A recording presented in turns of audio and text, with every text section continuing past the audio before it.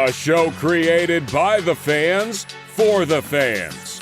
We are your home for Ohio State football coverage all year long. The Scarlet and Gray Podcast, a Network 216 production. Live weekdays on the Network 216 YouTube channel.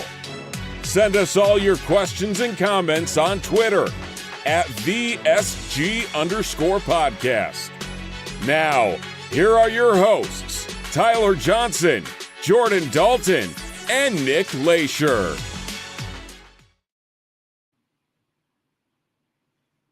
Good evening, Buckeye Nation. Welcome to tonight's episode of the Scarlet and Gray Podcast. I am Tyler Johnson, and I am no longer alone. Welcome back, Mr. Nick Leisure, my man. It's been a little while. How are you doing? Yo. It's good to be back. I know it took a little bit of a hiatus.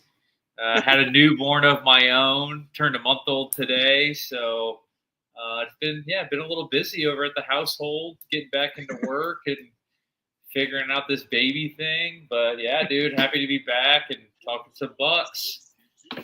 Yeah, man, we're so pumped to have you back. And of course, I've already mentioned on the show, but congratulations once again to you and your wife. Crazy times, dude. Like we're really adults now. Responsible for another human life. It's crazy. But we have plenty to get into tonight. And actually, very happy show because, of course, anytime the Buckeyes win, it's always a happy time. But before we get to any of it, guys, just as a reminder, take a quick second, drop a like on the video, subscribe. If you are brand new to the channel, we really would appreciate that. What happens when you like a video is that YouTube pushes it out to those that have not yet seen the show. So if you would just take a second, make sure you do that. We really would appreciate it. And also, you can go onto Spotify and Apple Podcasts if you missed the episode and listen to it on there. And I just want to thank everyone. I've mentioned it on every show done so far this season. But thank you to everyone who's gone over and given us a 5-star review on Apple Podcasts. We're back up now from a 2.5 to a 3-star rating because you guys have worked on evening that out after a bunch of Michigan fans infiltrated that. So we really appreciate that. If you haven't done that yet, again, Apple Podcasts, all you have to do is search the Scarlet and Gray Podcast. Scroll down to the bottom, click 5 stars. You don't even have to actually say anything unless you want to. So, again, that really helps out the show, and we appreciate that. The Scarlet and Gray Podcast is also proud to be partnered with Wedgewood Estates in Mansfield, 600 South Trimble Road. Wedgewood Estates, the area's premier senior residential community. Check them out at wedgewoodseniorliving.com. That's wedgewoodseniorliving.com. And, man, the Buckeyes beat Texas on Saturday, and I kind of talked about it in the game day preview. I said this wasn't going to be very high scoring, and it was not high scoring at all. Ohio State wins 14-7, but just initially, before we get into some stats here, what were some of your takeaways from this game? Matt Patricia is a defensive genius. Play calling from Brian Hartline was super conservative but effective. And yeah, man, I think Sayan's going to be just fine. You know, I know like that's always the big question mark is, well, how's the quarterback going to play? How's he going to look? I thought he looked pretty calm, pretty composed. Overall, you kind of got what you expected. Probably two of the best defenses in college football battled it out on Saturday, and the score reflected that. Yeah, no, I would agree with that. And I think the big thing is just everyone criticized the hiring of Matt Patricia for really absolutely no reason. And I think that this really got a lot of people's attention in this game is that he clearly is just going to let these guys play. He's not going to make it too complicating. He's going to let them play to their strengths. Caleb Downs, funny enough, on his podcast with his brother Josh Downs, it's actually the Downs to Business podcast. If any Buckeye fans are looking for a new show to listen to, we actually partnered with them, which is really sweet. But anyway, he actually mentioned that Matt Patricia pretty much lets him do whatever he wants. Just lets him move all over the field, lets him any matchup take advantage of. He just kind of lets him play freely. And I think that's something that's huge for this defense moving forward is just having that ability. And I think, too, the more that they get used to one another, Matt Patricia gets used to the personnel that he has, it's only going to get better. And I loved what I saw from the defense. I think the big takeaway for me is I don't want to do this because I feel like I continuously pile on him, but this is why you don't crown players before you actually see them consistently. Now it's one start, first start of the year, first road start. Everyone crowned Arch Manning as this generational quarterback, as the number 1 overall pick in the draft next year, as the Heisman Trophy winner. And he did not look remotely close to that until maybe the fourth quarter is when you started seeing him actually perform pretty well. What were your thoughts on Arch? Again, I don't want to pile on him too much, but it just goes to show in media, you cannot crown someone before we truly get a sample size of how they actually do perform at the college level. Yeah, I mean, I don't know. I'm kind of in the boat of I think he's going to be just fine. Tough environment to come into in your first start in a big time game. They lost, quite a few players of the league themselves, especially on offense. All of his weapons were pretty much gone from last season. I just, I'm not putting too much stock into he's terrible. Now, at the time during the game, I'm texting, you and our boy JD this dude he's not it. But and then I kind of had to take some perspective and be like, all right, it's his first start too. And their play calling really wasn't super aggressive either. So it's I don't know. You could say he played awful, but you could also say that he's still, a redshirt, sophomore. So he's young, and he's gonna be just fine. By the end of the year, he's not going to be the same player he was week 1 against Ohio State. Yeah, I would agree with that. I think that's a really good way to put it. Running Baldman, always appreciate you joining the show. Sure. Even when you're busy, really appreciate that. But I would agree with you on Arch. And I think, too, the one thing, though, that stood out to me, and this is where I criticize a little bit more than probably is necessary. I understand the environment. I understand this and that. But when you're given layups as a quarterback in those situations, I feel like you have to find a way to actually to handle that. And that's the biggest thing I feel like with him. There were so many times, not so many, but there were a few, and there was one stuck out to me. Ryan Wingo literally crossing right across the field, and there's not a soul there. And if he hits him, he's gone. Because I'll admit, they called a good play, and Caleb Downs was the only guy that was there, and I don't think even Caleb Downs makes that play. You hit Ryan Wingo on that, and it's a touchdown. And he sailed. I'll say even on the first play of the game, it was a play action, easy throw to the outside, and he short hops it, 3-4 yards short, and the dude's wide open. There's no one around him. He doesn't have any pressure in his face, and just short hops it. So it's I don't know. The talent's there. There was a couple drops, that were had, and you can say that for saying as well. But the talent is there. He didn't really use his legs as much as I was expecting. Now, I'm sure, he had a spy on him pretty much all game, whether it was obvious or not. They had eyes on him the whole time, just in case of that. Because, he's got the ability, but like I said, week 1, start 1 of the year, amped up, it's going to be a learning curve for him once he gets his feet wet, and once he gets rolling, he'll be just fine. Absolutely. Now I want to dive in again. The stats don't really tell the true story here. In Ryan Day, I'm kind of glad he talked about it. You and I discussed it off air, talking about after the game that the plan all along was to not put too much on Julian Sain's plate and to basically, and he was honest about it, play conservative in this game. So Julian Sain's stats, 13 of 20, 126 yards, 1 touchdown, 6.3 yards per attempt. What did you take away from his performance in this game? Now, again, I think the numbers are a little bit misleading because you had 4 drops in this game. Yep. And at the very beginning, the receivers, shockingly, as the strength of this team, did not do him any favors. What was your initial thoughts on his performance against Texas? Dude, I thought it was probably it went as well as it probably could have. I mean, we only scored 14 points, but I felt like, and Ryan Day talked about it in his press conference, after the game. Mm-hmm. He was seeing everything that he needed to see. So, like, if they didn't convert or they didn't see something, he was running right over to Coach Day and telling him exactly what he was seeing. And then Ryan, Coach, was like, okay, yeah, he's seeing everything the way he needs to be seeing it. That's obviously step one as a redshirt freshman. You need to be able to see what's going on and understand what's going on. So I thought that when Coach Day is coming out and saying that after the game, that's a really big testament to how well he actually played. Only threw the ball 20 times, so they really weren't letting it rip. They really didn't need to. I thought there was a couple chances. Obviously you can try to push the ball a little bit down the field. We didn't really have that until Carnell scored late in the game. But overall, dude, I thought it was pretty good. He made quick decisions. He was smart with the football. Didn't really force anything. And like you said, that first drive, I think Jeremiah had 2 drops. Max Clare had a drop on 3rd down.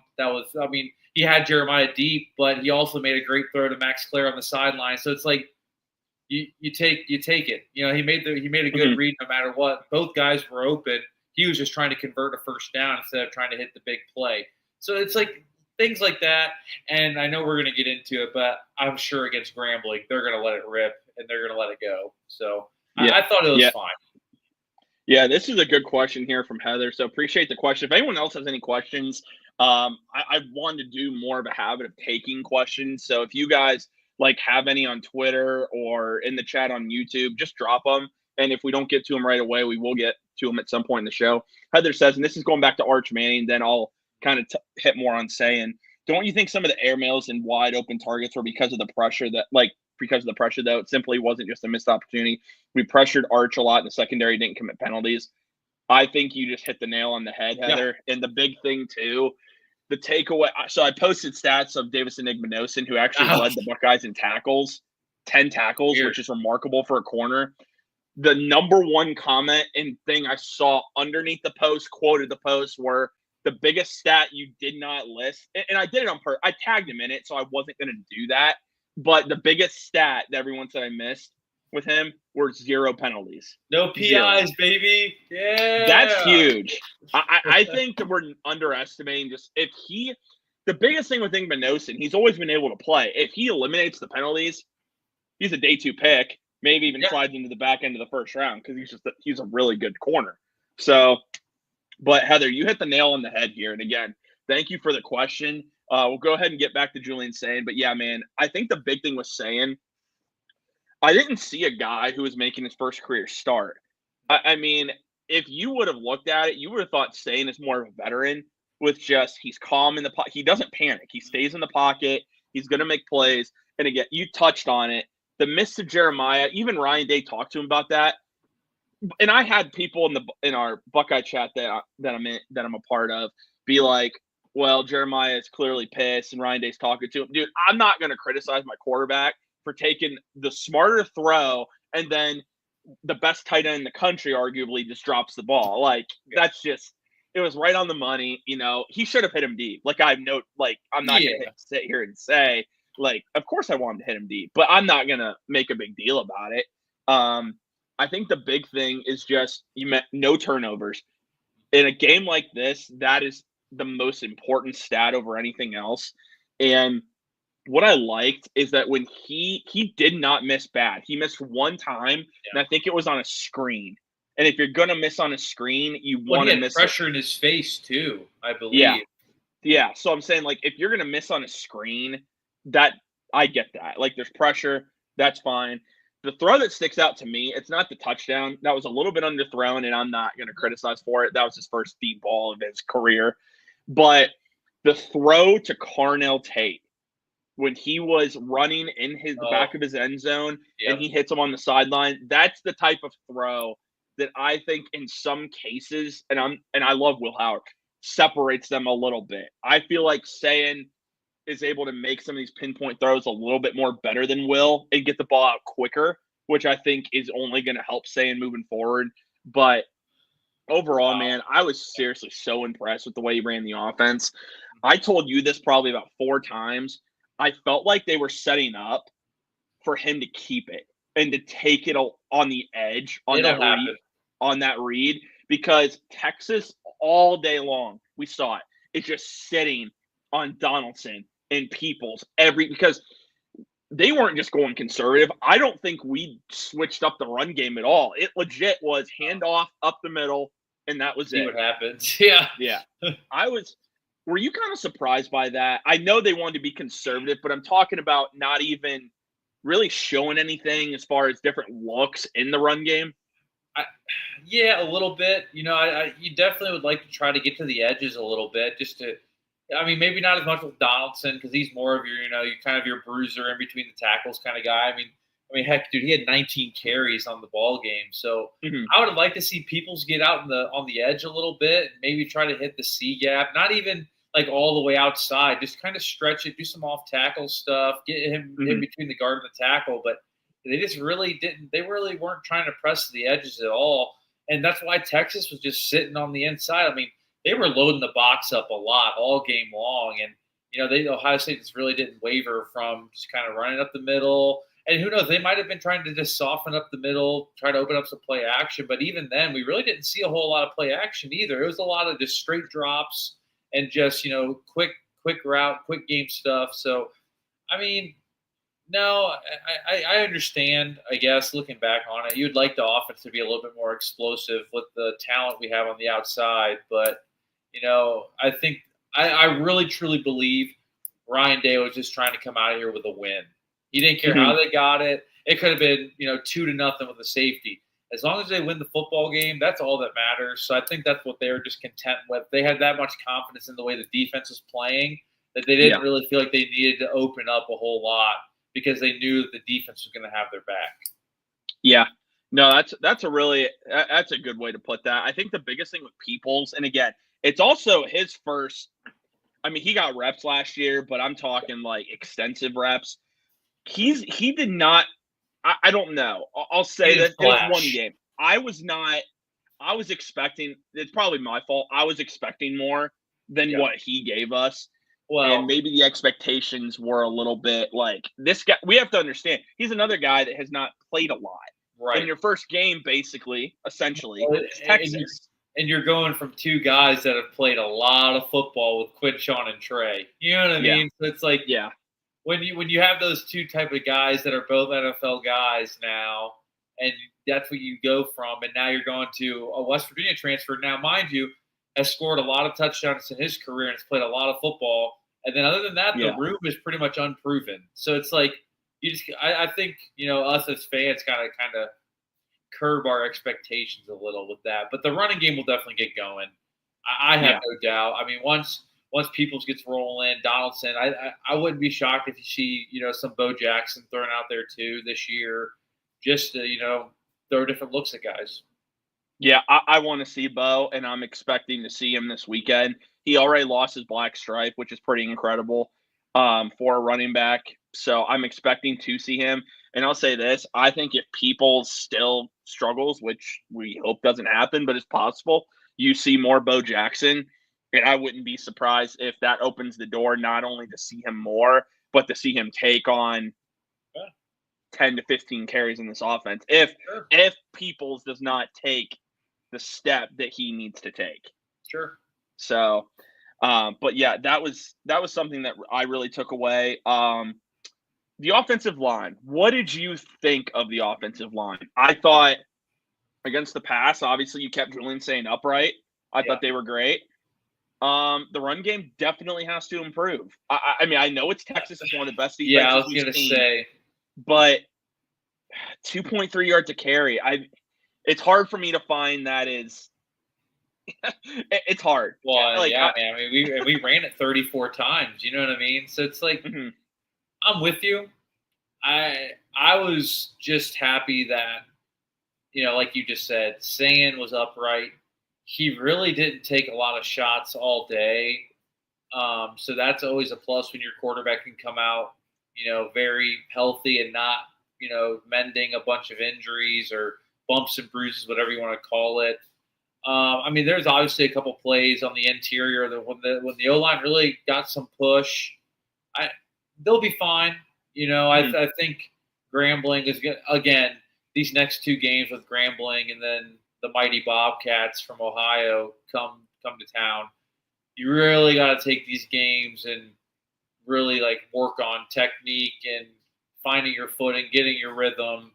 I think they're going to be great. I think this is one of the most stable O-lines Ryan Day's had in a while. I think they're pretty solid across the board. All guys that have pretty much, they've all played. It's not like you're starting brand new guys that have zero experience out there. So I think the O-line's going to be fine. I think by the end of the year, mid-season, they're going to be clicking, and I think the running game is going to be following right behind it. Mm-hmm. Yeah, I think just with the running game and the offensive line, anytime you can keep your quarterback completely upright, it's really hard for me to be like, okay, the offensive line did not meet the expectations. I think the biggest thing for me is Phillip Daniels at right tackle is kind of the biggest surprise. Now, Ryan Day hinted at it. We knew that was going to happen. It's just to actually see it over a guy like Ethan Awonia, who was really highly coveted out of the transfer portal, and he only gets 15 snaps. I think that's something to monitor moving forward. And he has not actually officially lost his black stripe yet, which is also very interesting. So the progression there just makes me wonder a little bit, what's actually going on there. But yeah, overall, also if you can keep Colin Simmons off of Julian Sain, which is exactly what they did, it's really hard to complain about that. And I'll touch on Colin Simmons. Dude, if you're going to come out and basically call out Julian Sain or whatnot, because I don't know if you saw this, because I know you've been busy and whatnot, but Colin Simmons, when Julian Sain was named the starter, basically posted on his story a picture of Julian Sain and made it seem like we're going to light this dude up. Colin Simmons finished with 2 tackles and 1 solo, no sacks. So I just have to say that's pretty embarrassing for him. Didn't back it up. Yeah, didn't back it up. Phillip Daniels completely owned him. So shout out to the Minnesota transfer. It was absolutely phenomenal in this game. I was saying, there's a couple times Max Clare had him one-on-one too, and Will Kesmerick also. They made sure to eliminate him from the game and make the other guys be an issue. Yeah, and that was key. I think also the most impressive thing is Carnell Tate, and I believe he took him on one-on-one at one point, and he shut him down too. It was one time, but he shut him down too. So just a really good performance there, holding who is one of the most talented pass rushers in the country to basically not making an impact. And Trey Moore didn't either. Like we said, they gave up 0 sacks, not much more you can ask for there. And then now moving to the defensive side of the ball, we talked about Matt Patricia a little bit. What impressed you most just on the defense? I'll say this. I thought the defense would be pretty good. This defense, it almost seemed like when the defense took the field, it would almost shock you if they didn't force a 3-and-out. That's just how well they were playing on Saturday. Silver Bullets are back, man, and they're back better than ever. Just the linebacker play. Can we just talk about Arvell Reese? Just a complete monster in this football game. He was all over the place, had a sack in this game, had the only sack of the game for the Buckeyes. It was off a little stunt. He kind of dropped back and he was going to go into coverage and then just flew right in there. Arch didn't stand a chance. Him and Sonny holding down those linebackers is going to be pretty tough to top. I really thought Jermaine Matthews played super well in this game too. Obviously, he had the pick, but he also had the deflection that almost was another pick from Sonny. So it's he's making plays, proving that he belongs. As Devin Sanchez is there chomping at the bit. He's ready to go. So, when you have pressure to perform and you come out and you perform like he did, I was really impressed with Jermaine Matthews. Jalen McClain came in, played well too. Opposite of Caleb Downs at the safety spot. You go from having Caleb Downs to Lathan Ransom to Jalen McClain and Caleb Downs again, and you don't really skip a beat. I thought he played really well. He was fast, athletic. He's all over the field. the defense was just lights out. I was impressed also by the D-line. They don't really get talked about a whole lot. Not a ton of like big name talent on the D-line, but dude, they were great. They held down the middle of the field, and we got pressure a lot only bringing the D-line. We really didn't. Mm-hmm. He didn't really bring a lot of stunts during the football game, and the D-line was able to make Arch uncomfortable and get pressure in his face. Yeah, and I think when you're looking at this defense, it's the only complaint I have. The only one is just I want my ends and tackles. I want them to at least get some sacks. And I thought the fact that Arvell Reese had the only sack was a little surprising. But that being said, this group that James Laurinaitis has put together at linebacker with Arvell Reese and Sonny Styles, Peyton Pierce rotating, Riley Pettijohn, he played special teams. I expect him to get rotated in as the season goes on. This group that James Laurinaitis has put on the field is probably the most athletic group of linebackers like we have seen at Ohio State since Laurinaitis, AJ Hawk. I mean, now Laurinaitis, I believe, was a freshman or sophomore when they were there, but just the athleticism at the position is just absolutely ridiculous. Arvell Reese is he's probably a first-round pick next year. He gives Ryan Shazier energy, dude. Oh yeah, it's actually Sonny insane. Both. Yeah, it's Sonny again.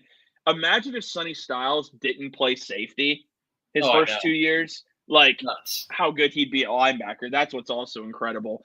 You hit on Jermaine Matthews. He played fantastic.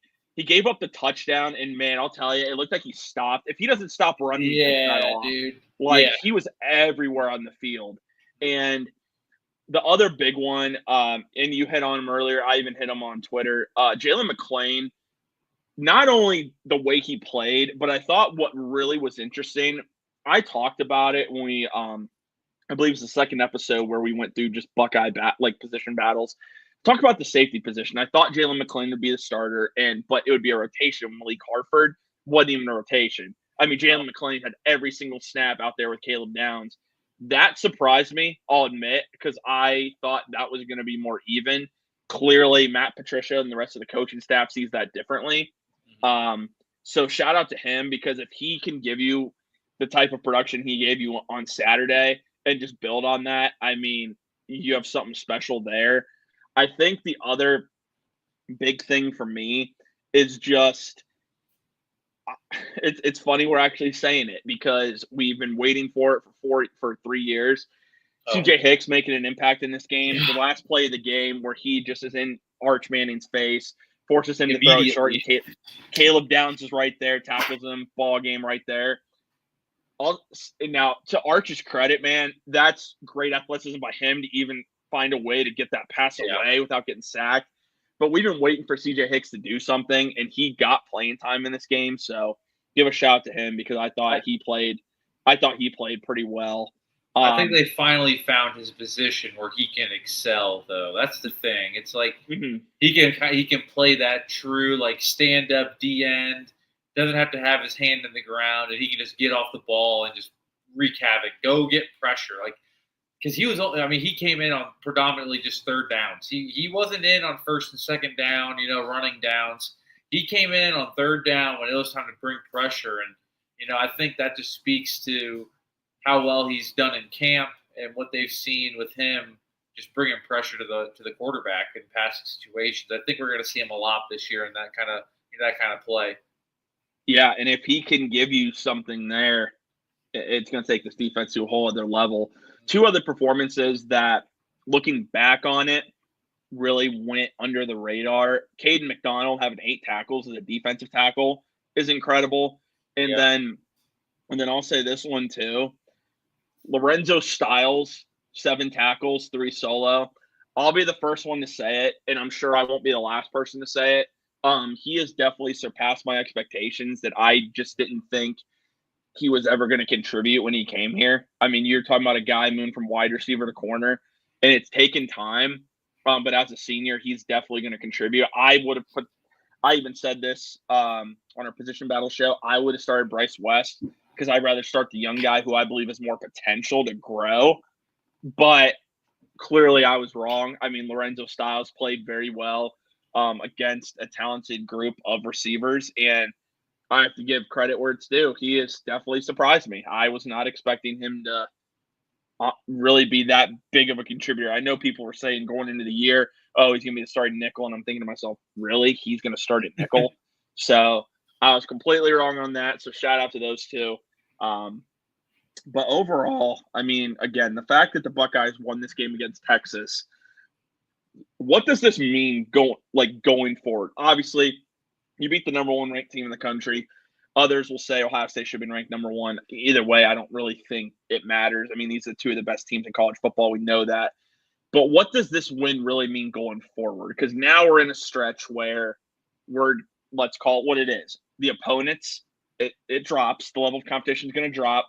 And really, this is your test and time to get ready until you go to Washington to begin Big Ten play and what will be Julian Saint's first road start.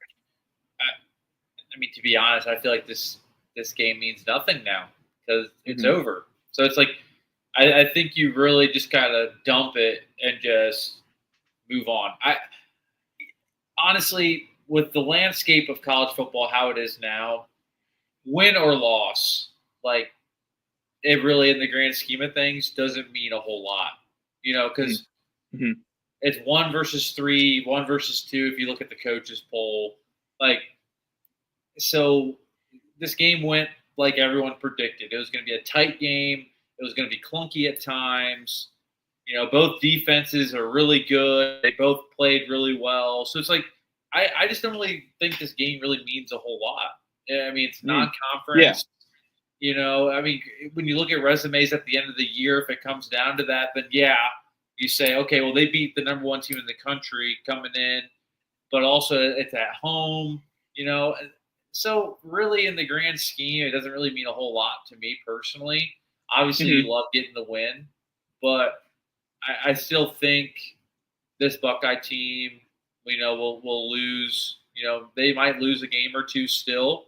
The Big Ten is not going to be a slouch. Like you said, that first start at Washington for Julian Saint is going to be a battle, man. You go out to the West Coast. It's never easy to fly all the way out there and keep your routine and go out there and play and win. So I just think you got to really just reset. You're 0-0 coming into this next game, and you just got to go. Yeah, I think the big thing that this shows for me, and we'll get to that comment here in a second, big thing this shows for me is that Ohio State is still the class of college football. I think that's fair to say. At this point in time, that is where we're at. There are a lot of people saying that this team has the opportunity to go back-to-back.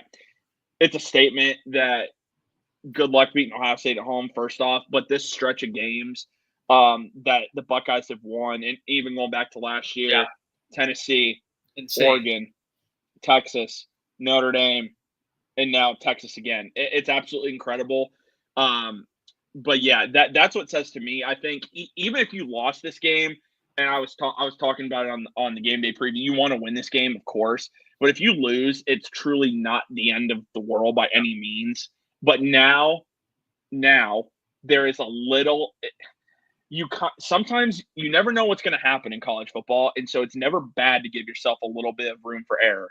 Now you have a little bit of room. If something happens, you have that little bit of room for error. Running Ballman says here, Ohio State basically showed an NFL defense. They 100% did. Matt Patricia, he learned under a guy named Bill Belichick. I'm not sure if anyone's ever heard of him. He's got a couple rings, Yeah, a couple rings, not at the college level. Still trying to learn how to coach a college team. But anyway, yeah, Matt Patricia, the Buckeye defense was absolutely incredible. I think for me, what is the most important now, this stretch of games, starting with Grambling, the goal now is to get Julian Saint comfortable, to get Julian Saint to put all of it up, put a lot more on his plate the next couple weeks. Because Absolutely. I'm telling people right now, we're going to have our Ohio State Washington game day preview, of course. But I'm telling people right now, I'd circle that game. I'd mark it because I firmly believe that game is going to be potentially that's a game that should make fans a little bit nervous because The reason being, it's not because Ohio State's not the better team. It's not. It's because you have a freshman quarterback going on the road, and Washington is not an easy place to play. Let me just say that. I've watched a number of Washington games because when Michael Penix was there, that team was so much fun. That place is tough to play. It could be rainy. It could be windy. It could be a number of conditions in that game. And just telling people, temper those expectations against Washington. I'm not expecting it to be a blowout. It's either going to be a 3:30 game or a 7 o'clock game on the West Coast. So it's going to be difficult. Get saying prepared and ready before that time. And these games are a great chance to do that. And I want to let people know ahead of time. Normally, we do have a game day preview episode. This weekend, we will not be having one versus Grambling, so I apologize for that. We're going to briefly cover that here. Just to be completely frank, a lot of us don't know much about Grambling. We just don't. And so I don't want to waste everyone's time with an episode that is mainly fluff. So I'd rather just kind of cover it here. But against Grambling, man, what do you want to see? Like in this game, this is the type of game where you can experiment a lot. You can get guys in that might not get a lot of playing time this year. Yeah. What are just some things you want to see specifically in this type of game? Well, I'd really want to see Sand spin it. You know what I mean? Mm-hmm. I want to see him. I want to see him throw the ball 30 times. You know, and hopefully, he only has to play the first half, and then we can see Lincoln Kienholz come in and run the full complement of the offense. Maybe see a Tavian St. Clair come in and run the total complement of the offense. I just want to – these are the type of – like, especially this game. Now, OU, they're a little bit better. I mean, they're going to be better than Grambling. We can just flat out say that. I mean, they battled with Rutgers till the end, week 1. So OU can definitely play. I'm not saying I'm concerned about them, but games like Grambling State. Now, obviously, you can't take a week off. You got to come out and you got to take care of business. But I think, especially with like Jeremiah Smith and Caleb Downs kind of holding it together on offense and defensive side of the ball, they're going to come in focused, ready to roll. And I think, you just want to come out and see them leave no doubt and put this game away early so that you can get guys in, get them reps later, just in case something happens. I mean, it's a long season, man, and injuries are going to happen. It's inevitable. You know what I mean? Yeah. So it's a long year. So you got to get guys reps in games like this where they can come in and run. And I hope they come in and can run the full complement. I hate when you put backups in a cupcake game and they're just running the ball, trying to run the clock and get out of here with a win.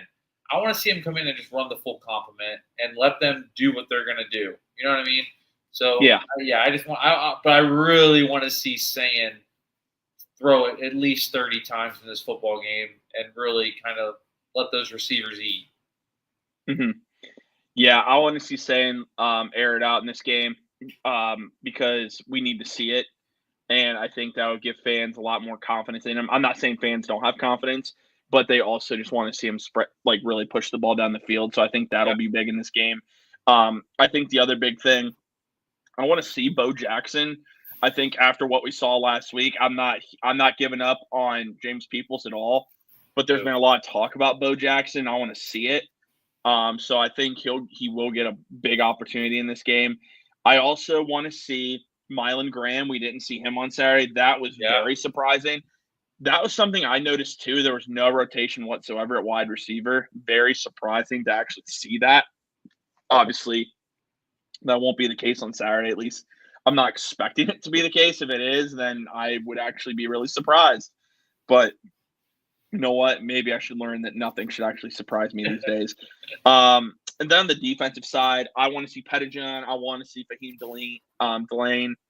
Sanchez. Yeah, I want to see Sanchez more. I'll say this. Sanchez getting 12 snaps against Texas, that's big right there. And that doesn't include the special team snaps. So his role is only going to grow as the season goes on, I have no doubt, because you just won't be able to keep him off the field. I want to see Aaron Scott Jr. He did not play against Texas. Kind of surprised me a little bit because I think he's talented too. And it looks like he's just falling behind on the depth chart, so it makes you wonder. if he doesn't get playing time this year, if he transfers, which would be unfortunate. An Ohio kid that's, I think, a really good player, but, it's Ohio State, and it's just the way it goes. Only one sometimes. transfer window now, though, so less Oh, opportunities for guys to leave. Yeah, that's another key point. So for those, I probably should hit on it at the beginning of the show because it's kind of news. For those that aren't aware, the NCAA boarding house has now ruled that there will be one transfer period in January, and it will be 10 days. So it'll be a madhouse. There's only one period you can enter the portal. Nuts, dude. Yeah, but at least it's not a month long, for one. Right. I think that's important. Because then because here's the other thing. It makes it easier on coaches from the standpoint, you don't have to spend a month trying to get these guys, keep these guys here. Now, it's still going to be stressful, I'm sure. And tampering is going to happen. We all know it. Oh, 100%. 100% going to happen. But the fact that it's 10 days, I think that's helpful. Hopefully they find a way to set it up to where it's after the college football playoff. That way these guys don't have to make that decision during a playoff run, because that was a big thing people were talking about last year. We'll see. They didn't give an exact date. So that makes me think maybe they will do it once it all ends. Now, the rule I think that still is in effect as of now, because I didn't see anything on it. If your coach leaves, I believe that opens a window for you. I still think that's the same thing, because technically that's considered a very that's a life-changing type of decision for a coach to leave. And so I believe players get the same opportunity to make that decision if they choose. We'll see. There's I know a lot of Buckeye fans are looking at some Alabama guys and potentially Auburn guys that could enter the portal. We'll just see if that time, when the time comes, if that happens. As far as Ohio State and Grambling, bro, we kind of we expect this to be just a complete blowout. So first off, let me pull up the spread for this game, and then your prediction. So I'm trying to find it, and it doesn't pop up right away. Okay, it doesn't look like it's even actually listed here. Spread up yet? It says the Columbus Dispatch put out an article, actually. Let's see. The first is OSU is ranked number 1, considered a heavy favorite to win. They're probably it's a 1AA team. Yeah. Okay. So there's no spread. There will be no spread for this game. So let me just, for those who weren't aware, I learned something new. Bucks by $1 million. What's your prediction? Is that your prediction? 1 million. Bucks 1 by million. $1 million. Yeah, I mean, I realistically, I wouldn't be shocked if we score, 63 points. Mm-hmm. Maybe get up there. It all just depends on how aggressive they are once the starters can come out. You know what I mean? Mm-hmm. So it's I don't know. I hate predicting games like this. I think realistically, I think Grambling will probably score at some point, whether it be a field goal or a touchdown. So I'm just being on the soft end, maybe 56-3, 56-7, somewhere around there. Now I could be completely off. I have no clue. Grambling put up 55 in their game against Langston last week, but again, FCS 1AA. It's hard to really predict these games, so that's probably why they don't put a spread on them. Yeah, no, I would agree with that. Bucks by $1 million. Yep, no, that's fair. I think I'm gonna be generous here. I think 56. I think 56 to 7, because I think Grambling gets a touchdown at some point in this. Yeah. I do, and I'll say this: it wouldn't shock me if they got a field goal at the very beginning of this game, just because the high of Texas. And I was at the Youngstown State game a couple of years ago. Youngstown State took it right down the field and scored the first drive of the game. So I'm just saying I could see it. I could. But either way, we're expecting a big Buckeye victory. Hopefully we see some of the young guys so that will be fun. But now the fun part, man. The first pick'ems of the 2025 season. So last year I went 69-36, which I'll take. Do you have my numbers from last year? I don't, dude. I only kept mine. Crap. Because I think I literally just threw my paper away. It's all good. I kept just mine because, like, it's a lot for me to even keep. If I don't do that for my own, I just won't know. So I know I was above 500. I do know that. Oh yeah, I think we all were. We were all pretty close. Yeah, I think we were all pretty close. Dude, I remember in the bowl games, I started off like red hot. I was like 8 for 8 for a while. Dude, you were on fire. I want to say you were on fire after the first day or two. Like the first couple days, the bowl games were rolling, and then turns started to happen. All right, here we go. The first game. This slate is not as good as last weekend. I mean, it's hard to beat what we saw last weekend. The first game is number 11 Illinois at Duke. 12 o'clock kickoff on ESPN. What's the spread? The spread in this game is Illinois minus 2.5. Highest paid quarterback in college football. $4.5 million against the Fighting Illini. Who many believe are a legit contender. I think I'm going to take Illinois in this game. Yeah. It's sticking with the Big Ten roots. I'll take Illinois. Yeah, I think I'm going to go with Illinois in this game as well. Luke Altmaier. I just think Illinois, this is a really good team. I'm not here to say Duke isn't, but I just think Illinois has more talent. Speaking of Duke, where did Malik Murphy end up? Is he in the NFL now? Oregon State. Ah, okay. I didn't know. Yeah, I was wondering. I don't really understand that decision, but that's is he the starter over there? I know it's unrelated, but yeah, he is. Okay. Anyway. Yep. The reason I know that is because in the trailer for College Football 26, they show him getting lit up by Oregon. Yeah, that's how I knew that, because they had the long hair and everything. Okay, the second game here, a nice, fun rivalry game that we have.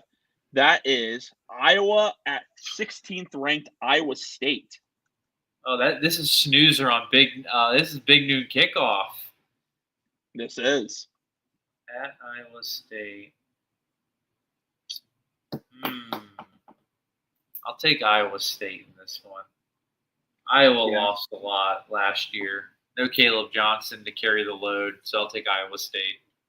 Yeah, and Mark Gronowski the transfer from South Dakota State did not look super impressive to me. I mean, and I hate to say this, man. Iowa fans have it rough. I have nothing against Iowa, actually. I'd like to see them be good just because they're like a throwback type of college football team with just under center, fullback, and like I would like to see them be good, but it just doesn't matter who plays quarterback. They're just it just never seems to work out. It seems to never work out for them. Even though I was kind of like when they got Gronowski, I was like, okay, like this is actually a pretty solid addition at quarterback. I mean, it's one game. Maybe he'll end up being good, but I'm taking Iowa State. Rocco Becht. I just really like what Matt Campbell's doing there, and they're at home for this game. Big noon kickoff, huge atmosphere in Ames, Iowa. I'm going to take the Cyclones. And we stay I'm pretty sure this classifies as a rivalry game. I'm not sure. If anyone in the chat knows, let me know, because if it's not, then I'll admit I'm wrong. But Baylor travels to SMU to take on the 17th ranked Mustangs. Give me the Baylor Bears. I know a lot of people are high on them. So yeah, just give me Baylor. Okay. I'm gonna go SMU here. I thought about Baylor, but that performance against Auburn was very underwhelming. Like I was actually really disappointed because I'm rooting. I have a cousin who's at Baylor right now. I had one that graduated from Baylor, so I root for Baylor to play well and actually win games, and I was very underwhelmed by their performance. So for right now, I just think SMU is the better team, so I'm just gonna go with them. Yeah, I'm gonna go with them, man. Now we're switching gears here a little bit. I'm sure you know where I'm going with this. SEC action. Ole Miss travels to the Bluegrass State to take on the Kentucky Wildcats. 3:30 kickoff on ABC. Kentucky went Kentucky went to Oxford, Mississippi last year and beat Jackson Dart, who? and Lane Kiffin. So, who do you got in this game? Cats by a million, bro. Give me Zach, 7th-year senior Calzada, to lead the Cats to a victory over a ranked Ole Miss team. I will say their performance against the Toledo Rockets last week was slightly underwhelming, but on the bright side, they did rush for over 200 yards of offense. So they have a stable of running backs and Dante Dowdle. They got another McEwen. He's another transfer also. Running bald man, I will disagree with you just because I have to. Because I married into a UK family. So Cats by a million. All right. You know what? I'm going to go. So I thought about picking Ole Miss.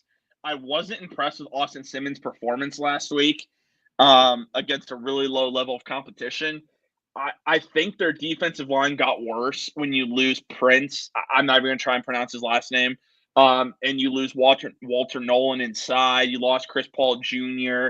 You lost a lot there. You've lost a lot at wide receiver. You're not going to have your top transfer at tight end. It looks like he's been ruled out in this game. Wow. All right. Thanks, Don. Rachel Asia, everybody. Appreciate her watching. Also, Ryan Baldwin says he lives in Kentucky, and he's saying that. So, unbelievable. Hey, fair enough. But, wait, so who you taking, TJ? I was getting to it. All right. I'm going to take Kentucky because I think the run game's going to be too much in this game, and it seems like Mike Stoops just every year gets one of those. Stoops, buddy. It's Mark Stoops, sir. Mark. Dude, there's so many stinking Stoops in that family, man. Like, I lose track of them. But, yeah, I'm going to take Kentucky. I didn't think I'd be saying that, but I'll admit, after that performance I saw by Austin Simmons last week, I'm not really a fan of what he brings to the table. Okay. We'll pick two more because it's kind of hard to pick 8 games from this slate that is very just underwhelming. Okay. I know which one you got. I'll say I know. Go ahead. Sorry. Okay. The next one I'm going to do might surprise you a little bit, but again, it's just looking at the slate and trying to find something, and then we'll save the best for last. 12th ranked Arizona State will travel to Mississippi State and deal with the Cowbells to take on the Bulldogs. Give me Arizona State. Yeah. I don't know why. There's no rhyme or reason. I like their uniforms. Give me Arizona State. You know what? Lee Corso doesn't do game day anymore, so I'm going to go ahead with it. Not so fast, my friends. I got Mississippi State at home in this game. I think it's going to be a huge win for Jeff Levy, who absolutely needs a signature win after the season they had last year in his first year there. So I'm going to go Mississippi State in this game, and I won't be shocked at all if they lose, but I'm going to go with an upset here. So give me the Bulldogs, and you know where we're ending it. That's right. 15th ranked Michigan travels to Norman to take on the 18th ranked Oklahoma Sooners. Who do you got in this game? Boomer Sooner. I can't root for the team up north, dude. Bryce Underwood did show some flashes. He is an athlete. He can move. He's got a rocket arm. But I just think to go into an environment like that at night on the road, I think it's going to be too much for the young freshman. So give me Oklahoma. It's so Go tough ahead. because just pick Michigan, TJ. I know you're going to. No, that's not. It just Underwood being a freshman, that part is like, okay, that's a big reason why I can't pick Michigan. I think John Mader played against nobody last weekend, but looked really good. I feel like Oklahoma's got a quarterback. I really do for the first time in a while. Jaden I is going to be hopefully a step closer to being healthier. They have Deion Burks at wide receiver. this team is a lot more talented, Oklahoma, than they were last year.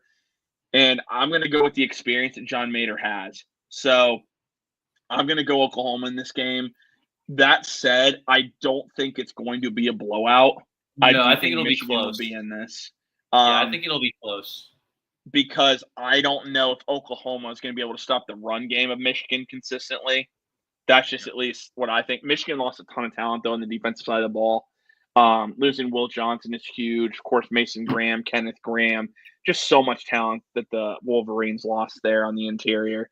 So, and I like Mater, and this is a big opportunity. If he performs well against Michigan, he will fly up draft boards because some believe he's the most one of the most talented quarterbacks in the draft, even if he's not ranked highly right now. So, all right, man.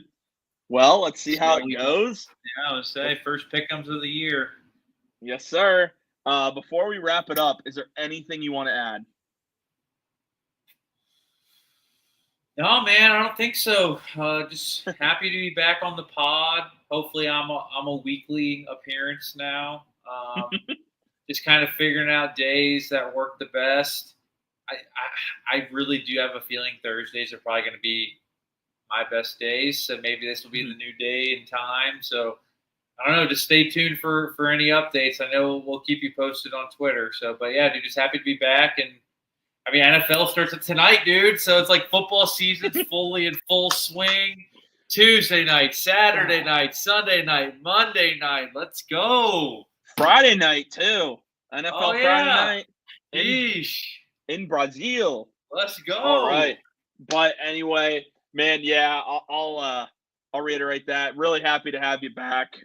It's so much fun when I'm not literally talking to myself. So yeah, definitely pumped to have you back. But thank you everyone that watched this episode. 453 of you are joining us live, so thank you for that. Like the video, subscribe if you are brand new to the YouTube channel. That was on the announcement, so make sure you just go click YouTube. Subscribe if you're new, but also like the video. But the one thing I'll ask it on every show until the rating is completely fixed. If you have not done so, I'm telling you, it takes 15 seconds of your time if you have good Wi-Fi or service. 5 seconds. There you go. 5 seconds of your time. Just go over Apple Podcasts, search the Scarlet and Gray Podcast. That's it.